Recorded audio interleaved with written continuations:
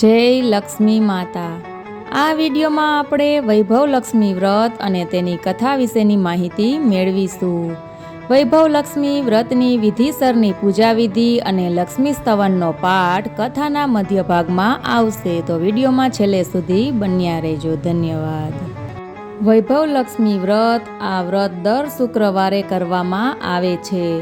શુક્રવારે નાહી ધોઈને જય માં લક્ષ્મીના જાપ જપવા, સાંજે દીવાબત્તી કરી પાટલો ઢાળીને પૂર્વ દિશામાં મુખ રાખીને બેસવું। પાટલા ઉપર લાલ કપડાનો ટુકડો પાથરી તેના પર ચોખાની ઢગલી કરવી। તે ઢગલી પર ત્રાંબાનો લોટો મૂકવો। લોટા ઉપર એક વાટકીમાં સોનાનો કે ચાંદીનો દાગીનો મૂકવો અથવા તો રોકડા રૂપિયા મૂકવા। વ્રત કરનારે શ્રી યંત્રના દર્શન કરવા અને લક્ષ્મી સ્તવનનો પાઠ કરવો। હવે આપણે વૈભવ લક્ષ્મી વ્રત કથા વિશે જોઈએ। વૈભવ લક્ષ્મી વ્રત કથા। પદ્માવતી નામે એક નગર હતું।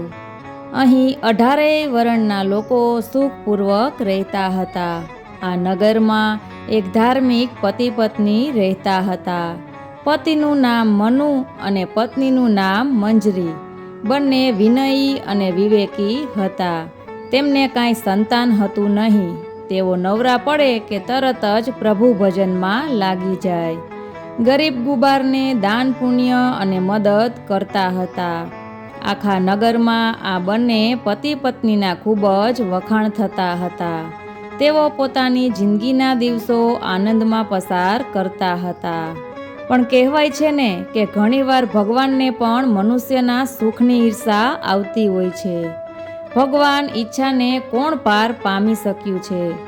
એ તો જ્યારે માનવીને આપે છે ત્યારે છપ્પડ ફાડીને આપે છે અને લઈ લે છે ત્યારે કાનની વાડી સુધા લઈ લેતા હોય છે।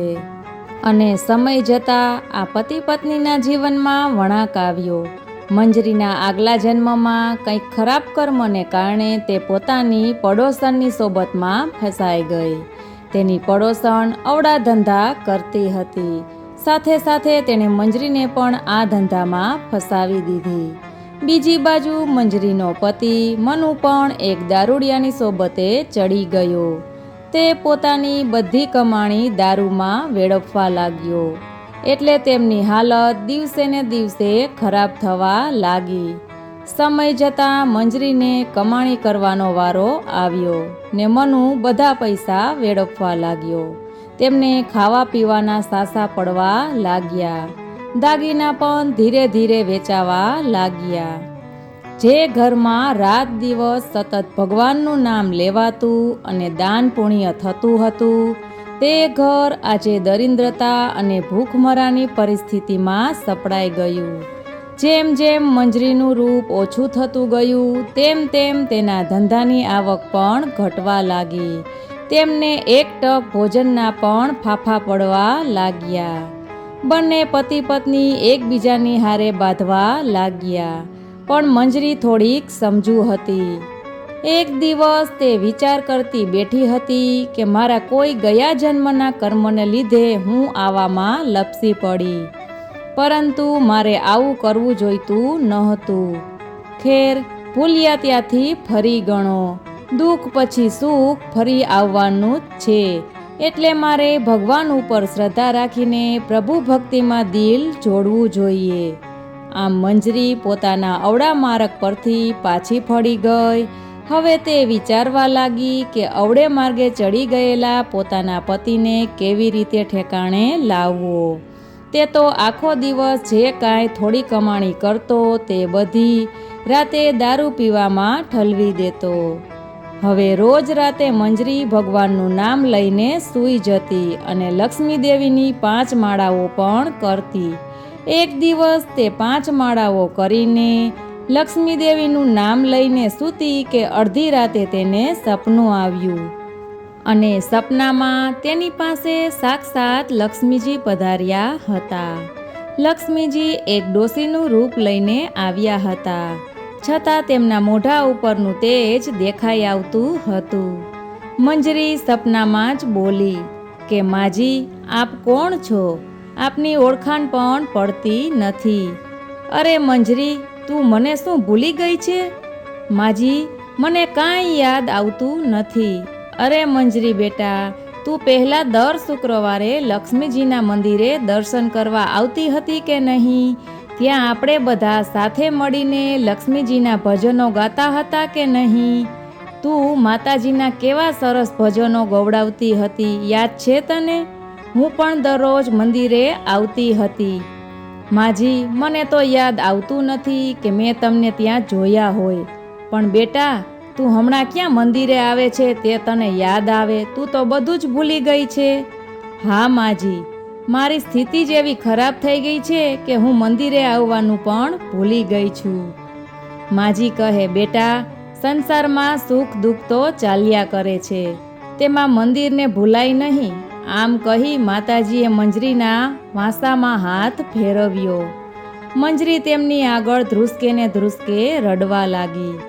માતાજીએ તેને સાંત્વના આપતા કહ્યું, બેટી, તું ગભરાઈશ નહીં. હું પોતે જ લક્ષ્મી દેવી છું અને રૂપ બદલીને તારી ખબર કાઢવા આવી છું. તું મારું એક વ્રત કર, તેનાથી તારે બધું જ સારું થઈ જશે. ત્યારે મંજરીએ કહ્યું, માં, હું કયું વ્રત કરું? માજી કહે, બેટા, તું લક્ષ્મીજીનું વ્રત કર તો તારે બધા જ સારાવાના થઈ જશે. આ વ્રતને વૈભવ લક્ષ્મીનું વ્રત કહે છે. આ વ્રત કરનારની તમામ મનોકામના પૂર્ણ થાય છે અને સુખ, શાંતિ અને સમૃદ્ધિ પાછા મળે છે. ત્યારે મંજરીએ કહ્યું, પણ માં, મને આ વ્રત કેવી રીતે કરવું તે વિગતવાર જણાવો. ત્યારે માજીએ કહ્યું, બેટા, આ વ્રત દર શુક્રવારે કરવામાં આવે છે. શુક્રવારે સવારે નાહી ધોઈ ધોયેલા કપડાં પહેરી આખો દિવસ જય માં લક્ષ્મી અથવા તો ઓમ શ્રી લક્ષ્મી દેવી નમઃના જાપ કરવા. તે દિવસે કોઈની નિંદા કરવી નહીં. આખો દિવસ સત્કાર્ય કરવું. આ વ્રતમાં ઉપવાસ કરવાની કોઈ જરૂર નથી. સાંજે દીવાબત્તી કરી હાથ પગ ધોઈ એક પાટલો કે બાજોટ ઢાળી પૂર્વ દિશા સામે મોં રાખીને બેસી જવું. પાટલા ઉપર લાલ કપડાનો ટુકડો પાથરવો. તેની ઉપર ચોખાની નાની ઢગલી કરવી. ઢગલી ઉપર ચોખ્ખું પાણી ભરેલો તાંબાનો લોટો મૂકવો. લોટા ઉપર એક વાટકી મૂકવી. તેમાં સોનાનો કે ચાંદીનો દાગીનો મૂકવો અથવા તો રોકડ રકમ મૂકવી. પછી તેની આગળ ઘીનો દીવો પ્રગટાવવો, અગરબત્તી કરવી. ત્યારબાદ આ વ્રત કરનારે શ્રી યંત્રના દર્શન કરવા ને પછી શ્રી લક્ષ્મી સ્તવનનો પાઠ કરવો. શ્રી લક્ષ્મી સ્તવન પાઠ.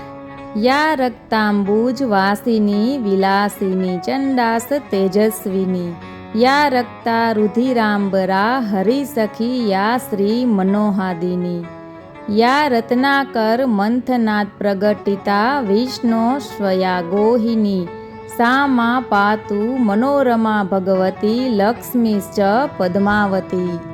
અર્થાત લાલ કમળમાં રહેનારી, શોભા આપનારી, પ્રચંડ તેજ કિરણો ધરાવનારી, સંપૂર્ણપણે જે લાલ છે એવી રુધિરરંગી વસ્ત્રો ધારણ કરનારી, શ્રી વિષ્ણુ ભગવાનને પ્રિય એવી લક્ષ્મી મનને આનંદ આપે છે. પોતે વિષ્ણુ ભગવાનની પત્ની છે, પદ્મમાંથી જન્મેલી છે, અતિશય પૂજનીય છે. એવા હે લક્ષ્મી દેવી, મારું રક્ષણ કરો. અને ત્યારબાદ વાટકીમાં જે દાગીના કે રૂપિયો મૂક્યો હોય તેને હળદર, કંકુ ને ચોખા ચડાવીને એમની પૂજા કરવી. ત્યાર પછી લાલ રંગનું ફૂલ ચડાવવું. સાંજે કોઈ પણ ગળી વસ્તુ બનાવવી, પ્રસાદ ધરાવવો. જો કોઈ વસ્તુ ન બનાવી હોય તો ગોળ અથવા સાકર પણ ચાલે. પછી આરતી ઉતારવી. 11 વાર સાચા દિલથી જય માં લક્ષ્મી એમ બોલવું. ત્યારબાદ પ્રસાદ વહેંચવો. પછી વાટકીમાંનો દાગીના કે રૂપિયો લઈ લેવો અને લોટામાંનું પાણી તુલસી ક્યારે રેડી દેવું. ચોખાની ઢગલીના ચોખા પક્ષીને ચણમાં નાખી દેવા. આમ આ વ્રત વિધિપૂર્વક અને શ્રદ્ધાથી કરવામાં આવે તો તેનું ફળ અવશ્ય મળે છે. આપણા ઘરમાં લક્ષ્મીનો વાસ કાયમ માટે થાય છે અને આર્થિક અડચણોમાંથી માર્ગ પણ નીકળી આવે છે. આ વ્રત 11 કે 21 શુક્રવાર પૂરા કરીને ઉજવવું. છેલ્લા શુક્રવારે આ બધી વિધિ ઉપરાંત નારિયેળ વધારવું અને પછી ખીરનો પ્રસાદ ધરાવવો અને 7 કુંવારી કે સૌભાગ્યવતી બહેનોને કંકુ ચાંદલો કરી શ્રી વૈભવ લક્ષ્મી વ્રતની ચોપડી એક બધાને ભેટમાં આપવી. આમ કહી ડોસીમાના સ્વરૂપે આવેલા લક્ષ્મી દેવી અંતર્ધ્યાન થઈ ગયા અને મંજરીએ સવારમાં ઉઠતા વેત જ નક્કી કરી લીધું, મારે પણ શ્રી વૈભવ લક્ષ્મીનું વ્રત કરવું છે. પછીના શુક્રવારથી જ મંજરીએ આ વ્રત શરૂ કરી દીધું. 4 શુક્રવાર ગયા કે મંજરીના પતિ મનુની આંખો ઉઘડી ગઈ અને તે ધીમે ધીમે સુધરવા લાગ્યો. 7 શુક્રવાર પૂરા થયા ત્યાં તો એ પહેલા જેવો સજ્જન માણસ બની ગયો. 11 શુક્રવાર પછી મંજરીએ વ્રતનું ઉજવણું કર્યું ત્યાં તો મંજરી પહેલા જેવી સુખી અને સમૃદ્ધિ થઈ ગઈ. હે વૈભવ લક્ષ્મીમાં, તમે જેવા મંજરી મનુને ફળ્યા તેવા આ વ્રત કરનાર સૌને ફળજો અને સૌને સુખ શાંતિ અને સમૃદ્ધિ આપજો. કથા સમાપ્ત. વિડીયો ગમ્યો હોય તો મિત્રો લાઈક, શેર અને સબસ્ક્રાઈબ જરૂર કરજો, જેથી આવનારા વિડીયોની અપડેટ આપ સુધી પહોંચી શકે. માતા લક્ષ્મીની અસીમ કૃપા તમારા બધા ઉપર પણ બની રહે એવા શુભ આશીષ. ધન્યવાદ.